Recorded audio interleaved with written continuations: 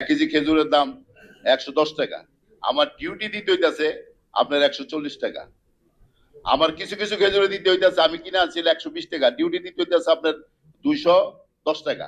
এই যে যে দ্বিগুণ তিনগুণ দামটা কিন্তু আমার আমার পণ্যের দাম এমন একটা বাড়ে না, আন্তর্জাতিক বাজারে খেজুরের দাম বাড়ে নাই, ডলারের দামের বার অনেক কিছু বাড়বে হয়তো, কিন্তু গত বছর আমি 1 কেজি খেজুরের ডিউটি দিয়েছি মাত্র 10 টাকা, আর বস্তায় যেটা এনেছি 5 টাকা।